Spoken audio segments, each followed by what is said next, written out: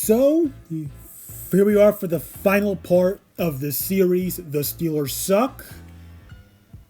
And of course, it's going to be what I've, been saying that we should do for quite some time. And that is, completely tear it all down. And why is the way to go. Because now, for over the years and the way I see it, for far too long, we've been stuck in mediocrity. And it comes to a point where it's like, don't you get tired of seeing the same thing over and over and over? And well, because until we blow everything up from what we have right now and clean house so we can restart from the ground up, expect the same old shit to continue to happen more and more. Unless, of course, there will eventually come a point in time where it finally catches on to us and we crash and burn our way down to being one of the worst teams in the league, just because we refuse to change and all that. But yeah, it's time that everyone in this fan base realizes this. This team needs to hit the restart button. They do. It's time that because we should have stuck with Justin Fields and then blew up almost everything else around him. So therefore we could, comfortably bridge our way to only winning 3 or 4 games. Or less. But we didn't do that. We choose to overpay Metcalf, overpay Rodgers, and keep everything else the same, pretty much. And per usual, having a shitty draft. But yeah, you see, and a lot of you are gonna say, "Oh, but if we blow up what we have now, that doesn't guarantee that things will get better." You see, look, you gotta understand this. I'm not expecting everything to get better right off the bat by just cleaning whole house and blowing up just about everything that we have. I'm not. I understand it's going to take a long time. But I understand this. It's better to wait a long time until we're great again than stick with the same thing over and over, which we will never be great again with. Okay? Because you see, with what we have right now, we will never win anything with it. We'll never even put up a fight in a playoff game with what we currently have. And that's been clear over the year, just looking at the last 5-6 playoff games. So, if blowing it all up, cleaning house means that we have to sit our way through being one of the worst teams in the league, being a laughingstock in the league for a top 3, top 5, maybe even the number 1 pick in return, and to just enjoy the ride while we can as we rebuild. I'm for it. Because like I said, better to do that than to stick with the same shit that will never get us anywhere and will keep us stuck in purgatory. No more being stuck in the middle. I want us to either be a Super Bowl contender or be shitty enough to compete for the number 1 draft pick. Okay? No more in between. I'm tired of that. Because if you look at certain teams throughout history. So you got the 90s Cowboys, right? So I think in 91, I think that was when they were one of the worst teams in the league. Correct me if I'm wrong. And then when they got in Jimmy Johnson, when he and his staff built the team that they became, right?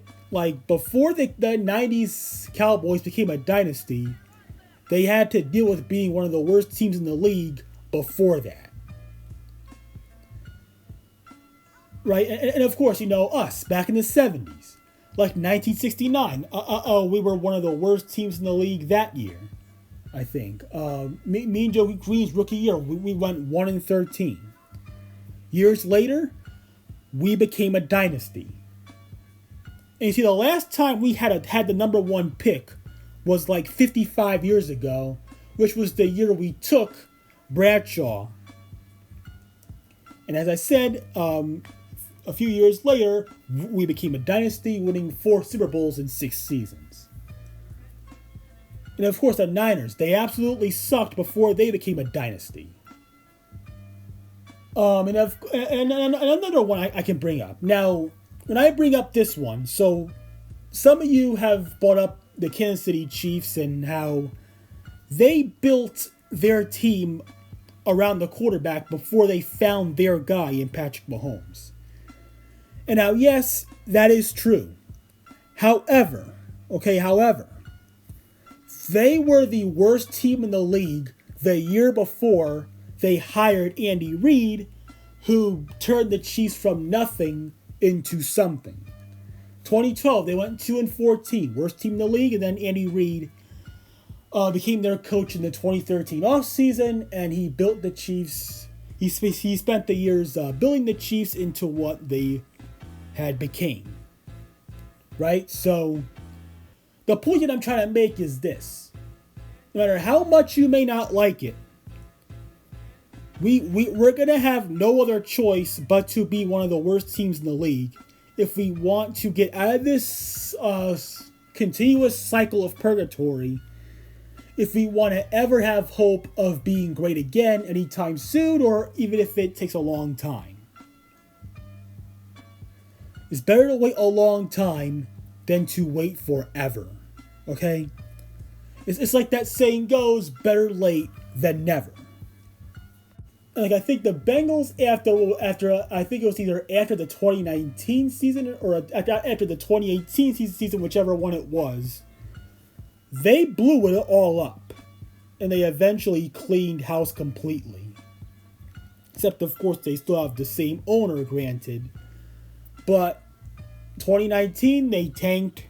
2020, they again tanked. Though Burrow got hurt that year, but even with Burrow in 2020, they weren't going to be that good anyway.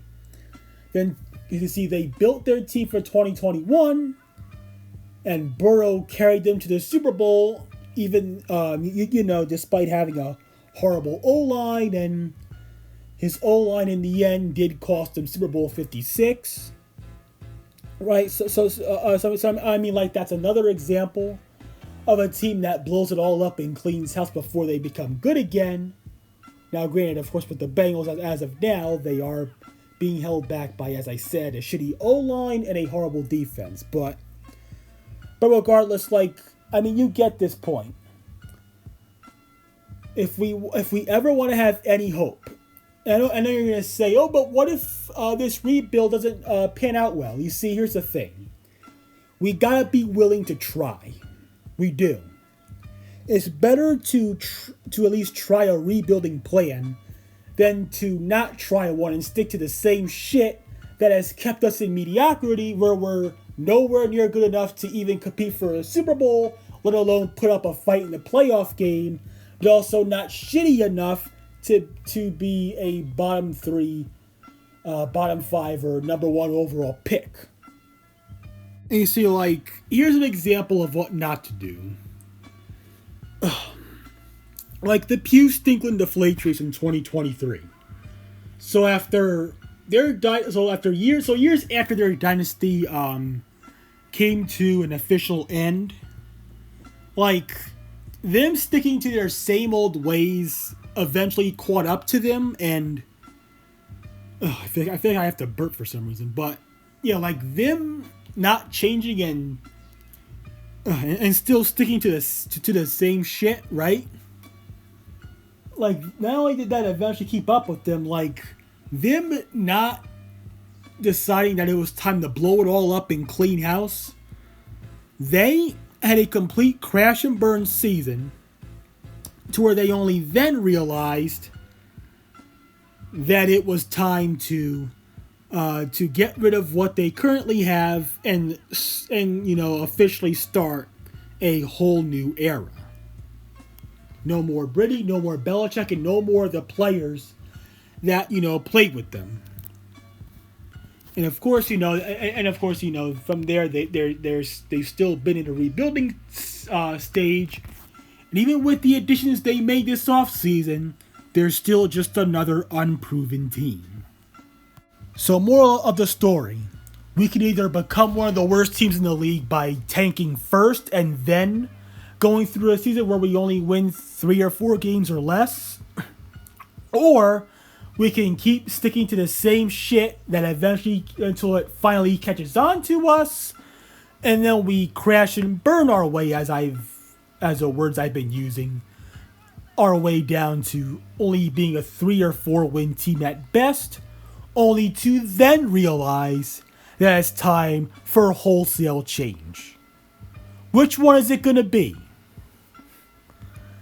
But regardless, that'll pretty much close out this video series called The Steelers Suck. All 15 parts are complete. Now I can now work on my content that can set to premiere for week 3 against the Pew Stinkling Deflatriots. Anyways, end of the series, and I'm out.